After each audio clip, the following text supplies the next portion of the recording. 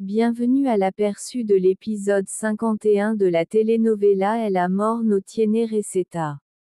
Esteban accepte la décision que Paz a prise et lui confesse qu'il se sent beaucoup plus tranquille maintenant, car elle continuera à s'occuper de ses enfants. Esteban lui dit aussi qu'il comprend qu'elle fait tout cela parce qu'elle a un cœur beaucoup trop bon. En l'écoutant, Paz ne rate pas l'occasion et lui assure qu'elle fait tout ça uniquement pour ses enfants, car elle n'a aucun intérêt envers lui. Pendant qu'il continue de parler, sans le savoir, Ginebra est en train d'écouter toute leur conversation et ne peut pas cacher son dégoût. Salomon se trouve à l'entreprise, attendant Gala pour pouvoir lui parler. Assez nerveux, il essaye de se convaincre lui-même de calmer ses nerfs. Gala se dirige vers Salomon et, en le voyant, elle ne peut pas non plus éviter de ressentir de la nervosité. Elle hésite un peu mais finit par s'approcher de lui. Une fois face à face, Salomon ne perd pas de temps et lui dit rapidement qu'elle lui a beaucoup manqué. Lupita se trouve dans les rues de son quartier avec son petit chariot dans lequel elle transporte du café à vendre. De manière inattendue, elle croise Porfirio. Il ne perd pas de temps et s'approche d'elle. En le voyant à cet endroit, Lupita ne peut cacher sa surprise. Lui, en voyant les produits qu'elle vend, en prend un et lit le message qui y est inscrit. Ils échangent encore quelques mots et finalement, Porfirio lui dit qu'il ne veut inventer aucune excuse et avoue qu'il est venu parce qu'il avait envie de la voir et de partager une tasse de café avec elle. Lupita, avec un sourire assez nerveux, accepte son invitation. Elvira se trouve dans son bureau et, de manière inattendue, elle reçoit la visite de Phobo. En le voyant, elle ne peut s'empêcher de montrer à quel point sa présence la rend heureuse. Rapidement, elle se lève de son siège et s'approche de lui. En étant face à lui, elle lui dit qu'elle est très contente de le voir déjà bien rétabli, mais lui rappelle que ce n'est pas encore le moment de reprendre le travail. Il laisse échapper un soupir tout en avançant vers elle et lui dit qu'il ne peut pas se reposer sans avoir une réponse. Ne comprenant pas totalement ce qu'il essaie de lui dire, elle lui demande d'être plus direct. Un peu nerveux, Phobo finit par prendre son courage et dit à Elvira qu'il aimerait qu'elle lui donne une chance pour pouvoir la conquérir. En s'approchant un peu plus d'elle, il lui demande si elle est disposée à l'aimer. Mirella se dirige vers l'endroit où se trouve Pepa. En étant face à son fils, elle essaye rapidement de lui expliquer tout ce qu'il a entendu. Très inquiète, elle lui dit qu'elle a peur de la réaction que pourrait avoir son frère ou sa grand-mère. Pepa prend la parole et dit à sa mère qu'il l'a toujours soutenue, mais qu'il n'est pas d'accord avec le fait qu'elle ait des sentiments pour Moro, car ce n'est pas une bonne personne. Elvira ferme la porte de son bureau et dit à Phobo qu'il l'a prise par surprise, car elle ne s'attendait pas à une telle déclaration. Phobo assure à Elvira que peu importe les obstacles qu'il devra affronter, il fera tout ce qui est possible pour atteindre son cœur. Il s'approche d'Elvira et lui dit que si elle accepte sa proposition, ils avanceront au rythme qu'elle préférera. En le voyant si près, Elvira devient un peu nerveuse et s'éloigne rapidement de lui. Elle lui dit quelques mots et lui, essayant de prendre sa main, la voit se retirer aussitôt. Phobo continue d'essayer de convaincre Elvira et finalement, elle accepte sa proposition. Porfirio aide Lupita avec son chariot et tous les deux reprennent la marche entre discussion et rire. Salomon est en train de parler avec Gala et lui avoue que cela le rend très triste de la voir dans cet état, mais malgré tout, il assure qu'elle pourra s'en sortir. Cependant, Gala dit qu'elle n'est pas d'accord, car elle n'a pas été aussi astucieuse et intelligente qu'il le pense. Salomon lui dit encore quelques paroles réconfortantes et finit par lui demander un câlin. Mais elle refuse et lui rappelle que Gemma et lui vont avoir un enfant. Elle lui demande aussi de ne pas le nier, car c'est Gemma elle-même qui lui a tout raconté. Salomon ne nie pas et lui dit qu'il assumera la responsabilité de ce bébé mais lui assure qu'il ne sera pas avec Gemma, car il ne ressent rien pour elle. Il lui affirme que la seule personne qu'il aime, c'est elle. Cependant, ils sont interrompus par Geronimo qui arrive précipitamment et s'approche de Gala. Geronimo raconte à Gala qu'il est allé chez elle mais ne l'a pas trouvée et on lui a dit de venir la chercher à l'entreprise. Il lui demande aussi pourquoi elle n'a pas répondu à ses messages. Elle lui explique qu'elle avait éteint son téléphone car elle ne voulait plus lire les messages qu'elle recevait. Bosco se trouve dans sa chambre, assis devant son bureau, et soudain Géo arrive et s'approche de lui sans perdre de temps. Ils échangent quelques mots. Paz est sur le point de partir mais est retenue par Esteban. Cependant, elle refuse de l'écouter et lui demande de ne plus la toucher, car elle accomplira son travail correctement. Elle lui assure que la seule relation qu'ils auront sera celle de patron à employé. Toute leur conversation continue d'être écoutée par la folle Ginebra. Tandis qu'elle écoute, elle espère qu'Esteban ne dira rien au sujet de leur accord. Esteban, malgré l'envie de dire à Paz ce qui se passe réellement, c'est que s'il le fait, ils seraient tous les deux en danger. Paz, énervé, dit quelques mots à Esteban, mais leur conversation est interrompue par un appel de Ginebra. Cependant, Esteban ne répond pas. Il assure à Paz qu'il n'a jamais eu l'intention de lui faire du mal, et Paz lui dit que même si elle ne sait pas comment cesser de l'aimer, elle fera tout son possible pour y parvenir. Avant de partir, elle lui dit qu'elle sera là dès la première heure pour accomplir son travail. Sans rien ajouter d'autre, elle s'en va. Esteban, une fois seul, ne peut pas éviter de regretter la situation qu'il vit. Une nouvelle fois, il reçoit un appel de Ginebra. En répondant, elle le menace immédiatement, mais Esteban, très irrité, lui dit d'arrêter de le déranger et lui assure qu'elle est obsédée par lui. Sans rien ajouter de plus, il termine l'appel. Gala, en étant avec Salomon et Geronimo, leur demande à tous les deux de ne pas se battre. Ils acceptaient. De manière inattendue, elle ressent un léger vertige.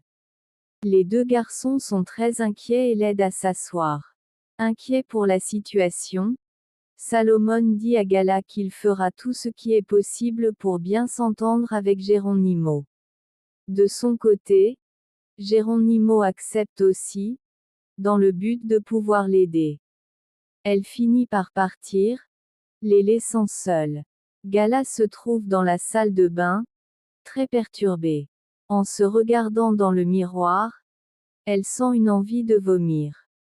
Rapidement, elle se dirige vers les toilettes et est sur le point de vomir, mais elle se rappelle la conversation qu'elle a eue avec sa famille. En s'en souvenant, elle se retient et fait un effort pour ne pas rechuter. Très frustrée, elle ne peut pas s'empêcher de pleurer. Geronimo, étant seul avec Salomon, profite de l'occasion et lui dit que, pendant un moment, il a pensé qu'après la raclée qu'il lui avait donnée, il aurait compris qu'il devrait rester loin de Gala. Cependant, Salomon s'approche de lui tapote doucement la joue et lui assure que si Gemma n'était pas intervenue, il lui aurait démoli le visage. Mais Geronimo laisse échapper un petit rire et commence à souligner ses qualités, lui assurant qu'il est bien meilleur que lui. Il continue de parler et, de manière inattendue, Geronimo pousse violemment Salomon, ce qui déclenche une bagarre entre eux. Heureusement, Esteban arrive et les arrête, en les réprimandant tous les deux. Il leur rappelle qu'ils devraient bien se comporter, car Gala a besoin d'eux, et souligne également que leur entreprise mérite du respect. En voyant que les employés s'étaient attroupés pour regarder ce qui se passait, il leur demande rapidement de retourner à leur poste de travail. Une fois à nouveau seul avec les deux garçons, il continue de les gronder. Kenzo emmène Nandi sur le toit les yeux bandés. Il monte les escaliers. Une fois là-haut, Nandi trébuche et il la retient fermement, ce qui fait rire tous les deux. Elle lui demande de ne pas la lâcher et il lui assure qu'il ne le fera jamais. Il la fait avancer un peu plus et finit par lui enlever le bandeau, lui montrant une très belle surprise. Nandi, très surpris, lui avoue que personne n'avait jamais fait ça pour elle. Kenzo, en la regardant, lui assure que c'est le minimum qu'elle mérite. Cependant, il lui dit qu'il a une autre surprise pour elle. Sous la petite table, il sort une boîte noire et la lui remet. Ils échangent encore quelques mots et elle finit par ouvrir la boîte, révélant de magnifiques talons. En les voyant, Nandi ne peut pas retenir quelques larmes. Kenzo la réconforte avec quelques mots. Elle prend la main de Kenzo et, en se regardant tous les deux fixement, elle lui dit qu'elle veut qu'ils se battent ensemble. Kenzo la fait s'asseoir pour lui essayer les talons. En voyant la façon dont il agit, Nandi ne peut pas s'empêcher de penser que c'est comme l'histoire de Cendrillon. Avec un sourire, elle lui caresse le visage et finit par lui dire qu'elle l'aime. Il lui rend son affection et lui dit qu'il l'aime aussi. Pepa dit à sa mère qu'il est sûr que Moro lui fera du mal et avoue qu'il ne supporterait pas de la voir souffrir davantage. Ils discutent un peu et finalement, Mirella, les larmes aux yeux, demande à son fils de lui promettre qu'il ne dira rien à personne tant qu'elle ne sera pas capable de clarifier ce qu'elle ressent. Très frustrée, elle demande à son fils s'il ne l'aime plus à cause de ce qui s'est passé. Pepa lui explique rapidement que ce n'est pas ça, lui rappelant qu'elle a toujours été avec eux, et lui assure qu'il ne la laissera pas seule, mais lui demande de faire attention. Sans ajouter autre chose, le garçon s'en va, laissant sa mère seule. Ginebra est assise avec Monito et Samara en compagnie de Moro.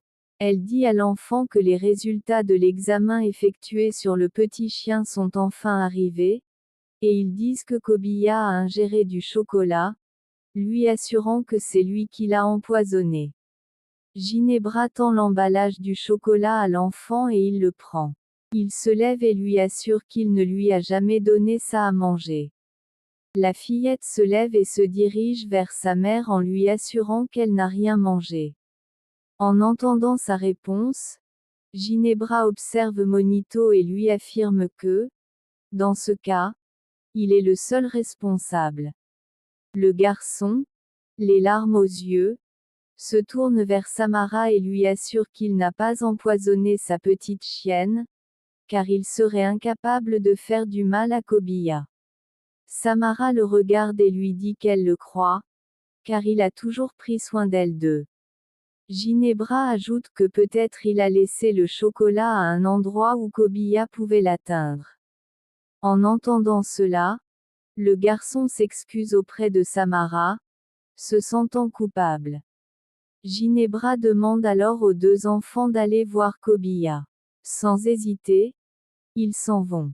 Moro s'assoit à côté de sa sœur et lui dit qu'ils auraient pu être découverts.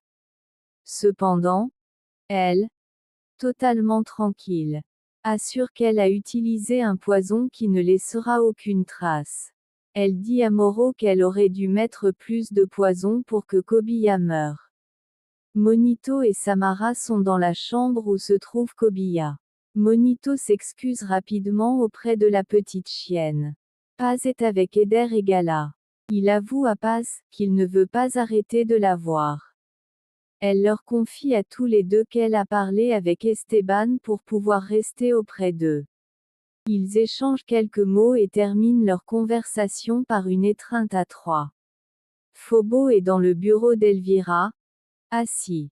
Il lui demande de fermer les yeux pendant quelques instants. Elle obéit et il sort une rose de sa poche. En rouvrant les yeux, Elvira est surprise de voir la rose dans les mains de Phobo. Il la lui tend. Elle l'accepte et, avec un sourire sur les lèvres, le remercie. Nandi est avec Kenzo. Ils discutent tout en s'échangeant de belles paroles. Finalement, ils se regardent intensément et s'embrassent. Gala se trouve dans le bureau de son père. Après avoir terminé un appel, il informe sa fille qu'il a parlé avec un spécialiste pour qu'il puisse contrôler la maladie. Gala regarde son père et lui dit qu'elle est très heureuse, car Paz sera à ses côtés. En le regardant, elle se lève et s'approche de lui. Sans pouvoir s'en empêcher, elle évoque la séparation entre lui et Paz. Cependant, Esteban refuse d'aborder le sujet. Ils poursuivent leur conversation. Voyant sa fille se sentir coupable de la situation, Esteban lui assure qu'elle n'est responsable de rien. En la regardant, il lui demande de répéter la phrase « Je suis innocente ». Tous les deux la répètent et finissent par se prendre dans les bras. Mais ce beau moment est interrompu par Ginebra, qui entre dans le bureau d'Esteban. En les voyant, elle esquisse un sourire. Elle s'approche de Galae, tout en lui tenant la main, lui dit qu'elle l'admire beaucoup pour avoir admis sa maladie. Elle décide aussi de lui confier qu'à son âge, elle est passée par la même chose, assurant qu'elle la comprend parfaitement et lui témoigne tout son soutien, ce que Gala remercie. Esteban dit quelques mots à Ginebra et elle assure que tout ce qu'elle veut, c'est aider, précisant qu'elle fera tout son possible puisque, désormais, ils seront ensemble. En entendant cette insinuation de la part de Ginebra, Gala demande à son père ce qu'il se passe. Avant qu'Esteban ne puisse répondre, Ginebra intervient et révèle à Gala qu'ils vont commencer une relation, ce qui surprend profondément la jeune fille. Umberto est chez Paz. Une fois sur place, il salue toute la famille avec joie. En voyant Paz, il s'approche et lui remet un bouquet de fleurs, lui racontant que lorsqu'il les a vues, il n'a pas pu s'empêcher de penser à elle. Cependant, Paz lui dit que ce n'était pas nécessaire de lui offrir des fleurs. Il la regarde et lui dit qu'il l'a fait car il a une bonne nouvelle à lui annoncer, à elle et à sa famille. Finalement, il leur raconte qu'ils vont pouvoir rouvrir le restaurant. En entendant cette bonne nouvelle, toute la famille ne peut s'empêcher d'être heureuse. Gala n'arrive toujours pas à croire que son père va avoir une relation avec Ginebra. Elle lui rappelle que c'est seulement récemment qu'il a mis fin à sa relation avec Paz, et c'est pourquoi elle ne comprend pas qu'il puisse maintenant se mettre avec Ginebra. Cette dernière intervient et assure à Gala qu'il n'a jamais été amoureux de Paz, affirmant qu'il n'aurait jamais pu réellement s'intéresser à une femme comme elle. Ensuite, elle commence à raconter qu'entre elle et Esteban, quelque chose d'unique est né. C'est pourquoi, maintenant qu'il est libre, il va se donner la chance d'avoir une relation avec elle. Tout cela est entendu par Esteban, qui n'est pas du tout content. Gala, très confus, regarde son père et lui dit qu'elle ne le pensait pas capable d'être ce genre d'homme. Un peu contrariée, elle lui demande si tout ce que Ginebra a dit est vrai. Esteban hésite un peu, puis finit par avouer à sa fille que oui, c'est vrai. Umberto est avec Paz en train de marcher. Il fait une remarque en disant qu'il aurait été mieux de laisser les fleurs dans un vase plutôt que de les porter tout ce temps. Mais il comprend rapidement en voyant qu'il se dirige vers la statue de Sainte Jude. Paz s'approche de la statue et y dépose le bouquet. Après avoir posé les fleurs, elle se retourne et se dirige vers Umberto. Elle le regarde et lui dit qu'elle ne sait pas comment le remercier pour tout ce qu'il a fait pour elle. Cependant, elle lui demande que ce soit la première et la dernière fois qu'il lui offre un cadeau, car elle ne veut pas créer de malentendus entre eux, lui assurant qu'il pourrait être un bon ami, mais lui laissant clairement entendre qu'elle ne peut pas envisager une relation après tout ce qui s'est passé. Umberto, très gêné, lui dit qu'il n'avait pas l'intention de la mettre mal à l'aise et lui assure que sa seule intention en lui offrant les fleurs était de célébrer sa liberté. Mais elle lui explique que lorsqu'on offre des fleurs à une femme, il y a des intentions romantiques derrière ce geste. Paz affirme qu'en ce moment, elle ne peut pas lui répondre favorablement car, malgré tout ce qu'Esteban lui a fait, elle l'aime encore. Esteban dit à Gala qu'il aurait aimé lui annoncer avec beaucoup plus de calme sa relation avec Ginebra, car en apprenant sa maladie, il ne voulait pas la perturber davantage. Il tourne le regard vers Ginebra et lui dit que son commentaire était très égoïste. Mais Ginebra répond à Esteban que c'était la meilleure chose à faire, ainsi Gala saura qu'elle pourra compter sur son soutien. Après avoir entendu les paroles de Ginebra, Gala dit à son père qu'il se précipite beaucoup en entamant une relation avec elle. Esteban admet que sa fille a raison et lui demande de ne rien dire à personne à ce sujet tant que lui et Ginebra n'auront pas clarifié ce qu'ils vont faire. Gala accepte. De nouveau, Esteban se tourne vers Ginebra et lui demande d'éviter de faire ce genre de commentaires. Elle, loin d'être contrariée, esquisse un sourire et dit que son commentaire lui a échappé à cause de l'émotion, mais promet d'être plus prudente et plus discrète. Ensuite, elle s'approche de Gala et la serre dans ses bras en lui assurant qu'elle peut compter sur elle. Ginebra dit encore quelques mots à Gala et, finalement, Esteban demande à sa fille de les laisser seuls. Gala fait ses adieux à son père et s'éloigne rapidement. Une fois seul, Esteban montre sa colère. En s'approchant de Ginebra, il lui dit que si elle veut qu'il fasse ce qu'elle veut, elle devra respecter ses règles. Elle, loin d'être contrariée, affiche un sourire et est prête à l'écouter. Le Rubio, très en colère, demande à Fermine de répéter ce qu'il vient de dire. Fermine se lève et lui dit qu'il sait quelque chose qui pourrait détruire Moreau et Ginebra, lui rappelant qu'à cause d'eux, ils sont enfermés à cet endroit.